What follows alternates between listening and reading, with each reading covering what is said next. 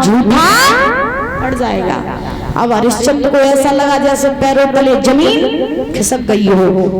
हरिश्चंद्र ने विश्वामित्र से कहा, जब बताओ बाबा जी, तुमने छल में आए कि मेरी धन दौलत राज्यपाट सब कुछ छीन लो।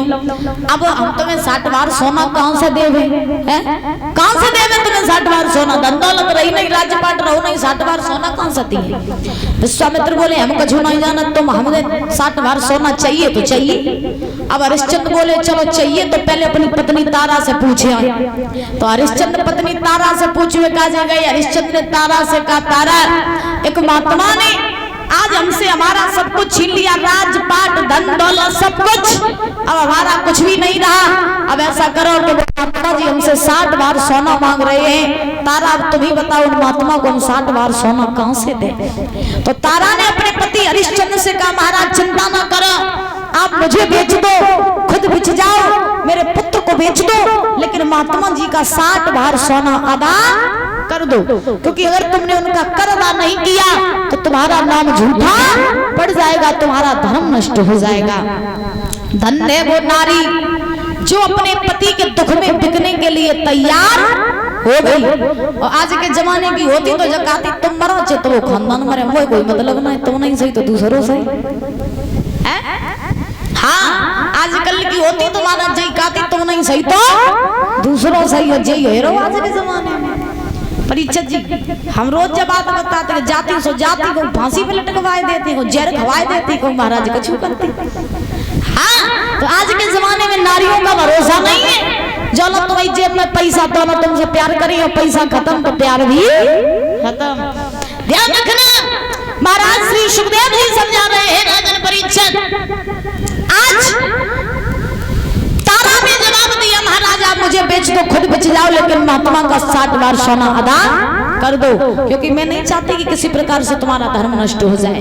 तब तक रोहित आए, रोहित ने भी कहा, पिताजी आप मुझे बेच दो। हरिश्चंद्र आज विश्वामित्र के पास में पहुंचे, जवाब दिया, हे विश्वामित्र जी, अब मेरे पास में आपका कर अदा करने के लिए कुछ भी व्यवस्था नहीं है। आप ऐसा करो, मुझे मेरी पत्नी को मेरे पुत्र को बेच दो, और बेच करके अपना 60 बार सोना अदा कर लो। विश्वामित्र बोले, हमें कोई मतलब नहीं, तुम बेचो तो परिवार बेचे, हमें तो अपने धन से मतलब है। तीनों प्राणी बिकने के लिए तैयार हुए। परीक्षित जी, अब हरिश्चंद्र को जब नहीं पता कि विश्वामित्र मेरी परीक्षा ले रही है। हाँ, ये जो कुछ भी चल रहा था ये सब परीक्षा चल रही थी। तीनों प्राणी बिकने के लिए तैयार हुए, हरिश्चंद्र, तारा, रोहित। तारा ने दासियों के वस्त्रों को धारण किया, हरिश्चंद्र ने एक महाराज लंगोटी को लपेट लिया, रोहित ने भी लंगोटी को लपेट लिया।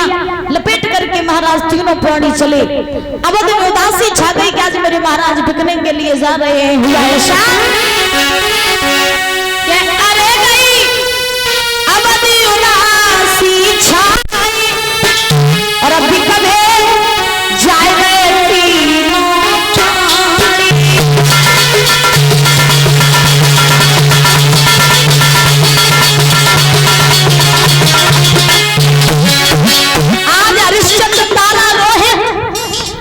तीनों प्राणी बिकने के लिए जा रही है। 12 समय, एक समय तारा का वो था जब बाहर की धूप नहीं देखती थी, और आज समय ऐसा है कि नंगे पैर कटीले रास्तों पर चल रही है।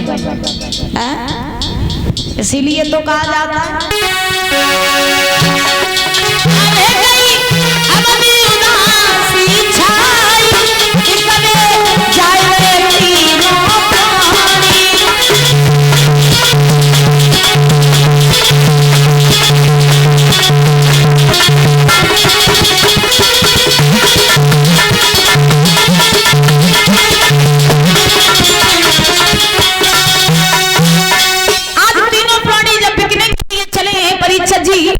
तो श्री सुखदेव जी समझा रहे हैं कि राजन परीक्षित, चलते जा रहे अवध के लोग परेशान हैं। जवाब दिया, महाराज मुझे भी अपने साथ ले चलो। अरे जब राज्य का राजा ही नहीं रहेगा तो फिर प्रजा किस काम की रहेगी, मुझे अपने साथ ले चलो।